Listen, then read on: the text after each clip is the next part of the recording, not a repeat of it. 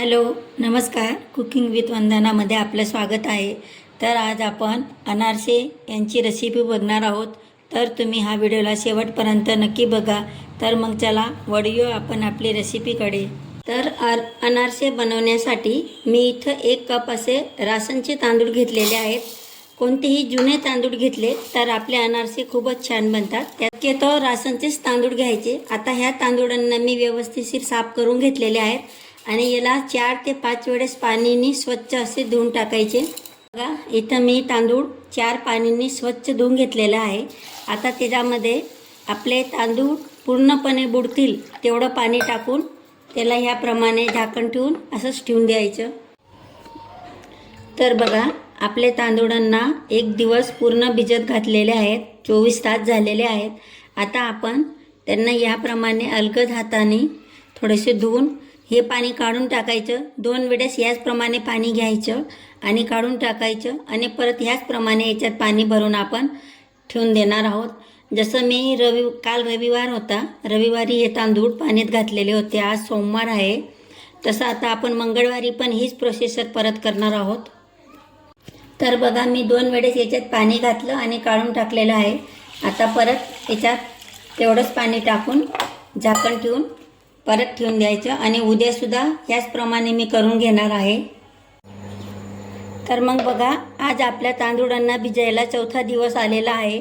तर 3 दिवसापर्यंत मी रोज हे पाणी काढून फेकलं आणि दुसरं नवीन पाणी याच्यात भरून ठेवलेलं होतं.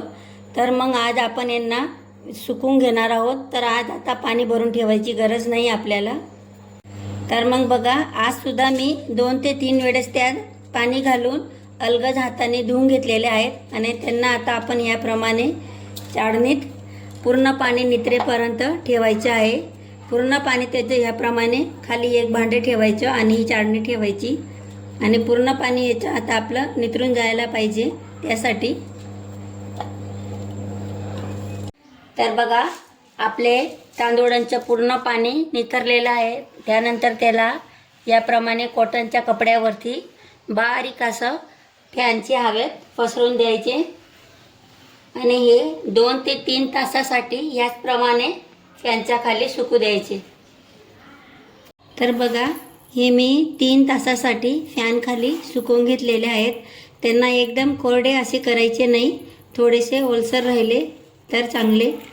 आता त्याला याप्रमाणे एका मिक्सरच्या जारमध्ये घेऊन बारीक पावडर तयार करून घ्यायचं आणि आता आपण या पिठीला याप्रमाणे चाळणीने चाळून घ्यायचं, जे करून एकदम बारीक पिठी आपली खाली पडेल आणि जी वरती दरदरी राहील तिला परत मिक्सरमध्ये ग्राइंड करायची. बघा, याप्रमाणे जाडसर उरलेलं आहे, त्याला आपण परत मिक्सरमध्ये ग्राइंड करणार आहोत. तर बघा, याप्रमाणे आपली पिठी तयार झालेली आहे आणि ही पिठी माझी ही वाटीच्या मापाने 3 वाटी अशी पिठी आहे. तर आपण ह्याच वाटीच्या मापाने 1 वाटी असा गूळ घालणार आहोत. तर बघा, ही वाटीमध्ये मी गूळ आधी किसून घेतलेला होता. आपल्याला परफेक्ट अंदाजासाठी याप्रमाणे गूळ किसून घ्यायचा आणि ह्याचप्रमाणे तुम्ही घरातल्या कोणत्याही भांड्याने 3 वाटी किंवा 3 जे भांडं घेतलं असेल त्याचे 3चं माप घ्यायचं. तर माझी 3 वाटी पिठीला 1 वाटी गूळ आणि बघा, ह्याप्रमाणे हाताने आपण गूळ आणि पिठीला एक सोबत मिश्रित करून घ्यायचे आणि त्याचे छोटे छोटे असे लाडू तयार करून घ्यायचे. आणि बघा, याप्रमाणे आपण गूळ आणि पिठी मिक्स केलेली आहे. त्यानंतर आपण याचे असे लाडू बांधायचे.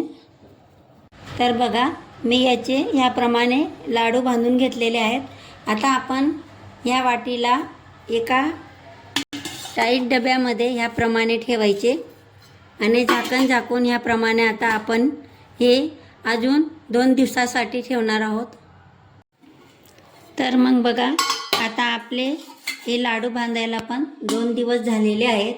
आता आपण त्यांना एका बाउलमध्ये याप्रमाणे चुरून घ्यायचे आणि त्यांना थोडंसं तूप टाकून व्यवस्थितशीर एक स्मूथ असा गोळा तयार करायचा. तर बघा, याप्रमाणे थोडंसं तूप घालायचं आणि त्याला एकजीव करायचं आणि तूप घातल्यावर पण जर ते व्यवस्थितशीर ओलं झालं नाही तर थोडासा आपला हात पाणीचा ओला करायचा आणि हा गोळा तयार करायचा.